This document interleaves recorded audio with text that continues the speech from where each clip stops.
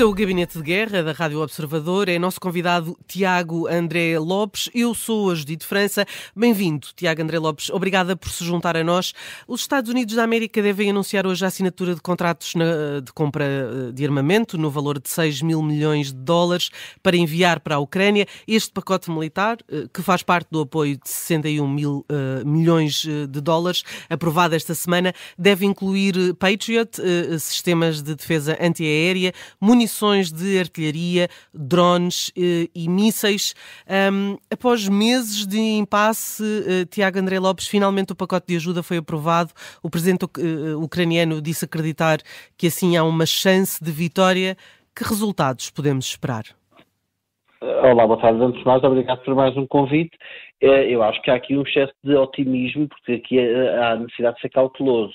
A maioria dos analistas militares, quer em Portugal, quer fora de Portugal, olha para este pacote com alguma reserva. Este pacote é muito importante para permitir à Ucrânia defender-se e garantir a sua segurança. É importantíssimo para tentar travar aquilo que tem sido nas últimas 4, 5 semanas uma dinâmica de conquista de território da parte da Rússia, com a queda de várias cidades, especialmente em Donetsk, onde as coisas estão a correr relativamente melhor ao exército russo, e portanto o pacote é bom para estancar e travar este avanço russo, mas vai ser difícil que este pacote só por si consiga, além de travar o avanço russo, ainda permitir uma espécie de uma contraofensiva a partir de agora. Portanto, eu acho que este pacote ele é essencial, acima de tudo, para garantir que não há avanços de grande monta nas próximas semanas, mas não me parece que vá permitir a tal vitória de que fala Zelensky, porque para isso nós não podemos esquecer que a Rússia neste momento controla mais de 20% do território ucraniano. A ajuda norte-americana pode ser importante em termos financeiros e militares, mas não pode fornecer homens, e a Ucrânia precisa de mais soldados. O governo tem tentado convocar os homens em idade militar que abandonaram o país. Entretanto, anunciou que não haverá passaportes para homens entre os 18 e os 60 anos. Isto pode resolver o problema de falta de soldados? Pode pelo menos minorar, mas há aqui duas coisas que eu acho que são importantes com relação a isso. Eu acho que essa pergunta é das mais importantes que nós temos que fazer daqui para a frente. Ponto 1, se há uma dificuldade de recrutamento que levou de resto a que a lei da mobilização fosse alterada várias vezes, foi submetida a uma bateria de 4 mil emendas em sede parlamentar. Eu vou repetir a numeração 4 mil emendas que a lei foi obrigada a ter, porque há de facto escassez de recursos humanos, e leva agora, uma das medidas que a lei prevê é a suspensão de serviços consulares para obrigar os homens em idade de mobilização a voltar para a Ucrânia e, obviamente, levá-los para a frente de batalha. E, nesse sentido, o Ministério da Defesa da Polónia, e nós sabemos que a Polónia é o país da Europa onde estão mais ucranianos baseados neste momento, onde estão mais refugiados ucranianos do que em qualquer outro país europeu, o Ministério da Defesa da Polónia disse que iria ajudar a Ucrânia neste esforço. O problema é que a Polónia parece esquecer-se que isso poderá ser violação do princípio de não devolução de refugiados de guerra e, portanto, mesmo que eles tenham fugido à revelia, mesmo que tenham violado normas internas da Ucrânia, a Polónia está obrigada pela Convenção contra a Tortura e outras formas de punição, tratamento cruel, inumano ou degradante, a não devolver população, e está obrigada desde 1989, portanto isto não é uma obrigação nova, e isso é pernicioso, o facto da Polónia se poder meter aqui numa ilegalidade internacional, e até que agora a Comissão não fez gala disso porque ainda não aconteceu nada. Por outro lado, mesmo que haja essa devolução, ter combatentes que estão a ir para a frente de batalha à revelia da sua vontade pode não ser o mais indicado para o exército ucraniano nesta fase da batalha. À saída da reunião com o chefe da diplomacia chinesa, o secretário de Estado norte-americano Antony Blinken reiterou as preocupações dos Estados Unidos com o fornecimento de armas à Rússia. Diz que a China está a ajudar a alimentar a guerra brutal contra a Ucrânia e que a Rússia teria mesmo dificuldades em manter o seu ataque à Ucrânia sem a ajuda da China. Isto é um impasse nas relações entre Pequim, os Estados Unidos e a Europa? Os Estados Unidos estão a perceber aquilo que alguns de nós há alguns meses já dizemos.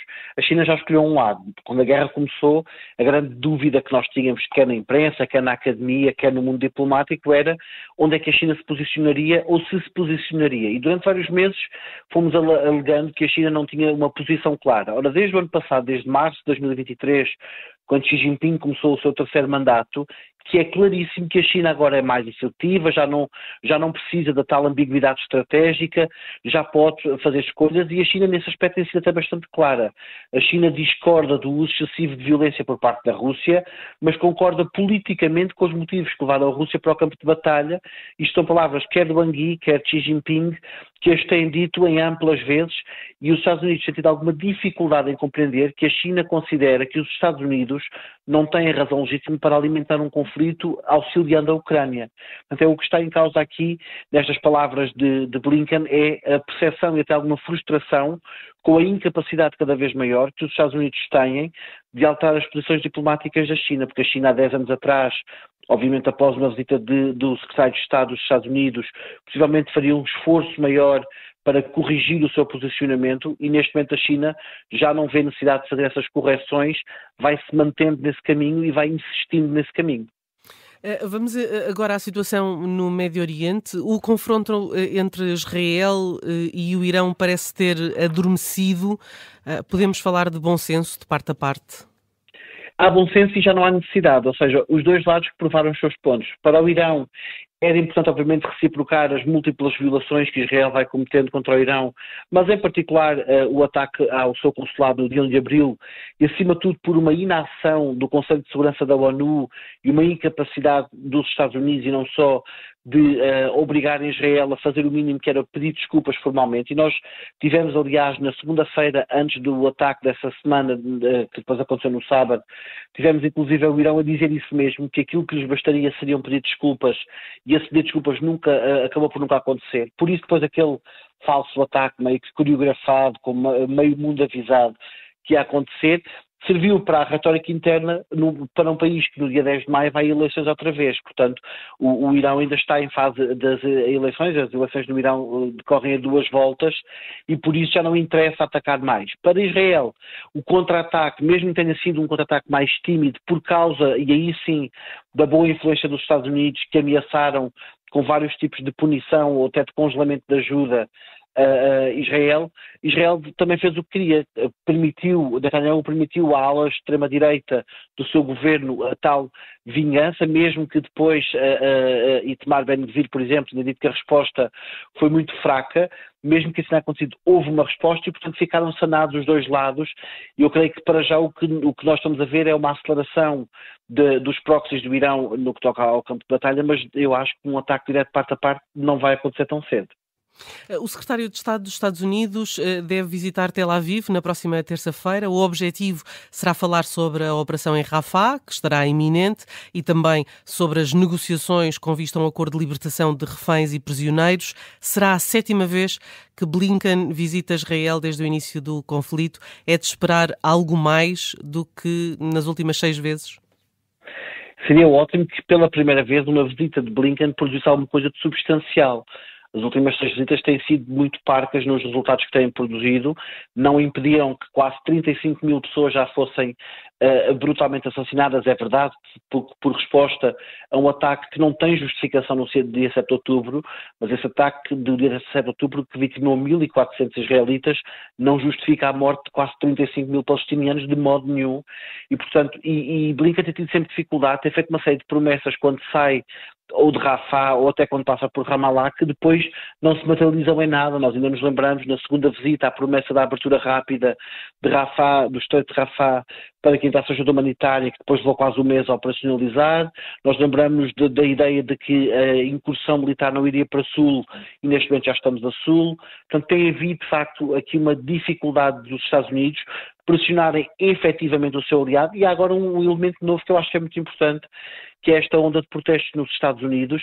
É um elemento novo e é um elemento que pode ser perturbador. Eu começo a vislumbrar nesta onda de protestos o mesmo que nós vimos nos anos 70 com os protestos por causa da guerra no Vietnã. E pode ter influência na posição norte-americana perante o conflito? Pode-se continuar a contaminar as primárias e se perceber cada vez mais em sede de sondagens que isso vai custar a eleição a Biden. Se for muito claro para Biden que isto lhe poderá custar o lugar na Casa Branca. É natural que a partir de meados de maio, que nós assistamos a uma alteração da posição com posições cada vez mais duras da parte dos Estados Unidos. Uma última pergunta, Tiago André Lopes. Israel concordou com o regresso sem restrições dos palestinianos ao norte da faixa de Gaza, no âmbito do acordo de reféns, que está ainda a ser discutido. Trata-se de uma mudança de posição, uma vez que Tel Aviv tinha sempre mostrado resistência ao regresso dos palestinianos às áreas do norte da faixa de Gaza, devido a receios de que isso levasse ao ressurgimento do Hamas. Pode ser um passo importante na libertação dos reféns? É um passo muito importante para a libertação dos reféns e, acima de tudo, também para uma tentativa de uma nova imagem. A verdade é que Israel está a pagar um custo diplomático altíssimo pela sua posição demasiado conservadora e demasiado inflexível neste conflito e, portanto, esta permissão de que os palestinianos agora possam voltar ao norte.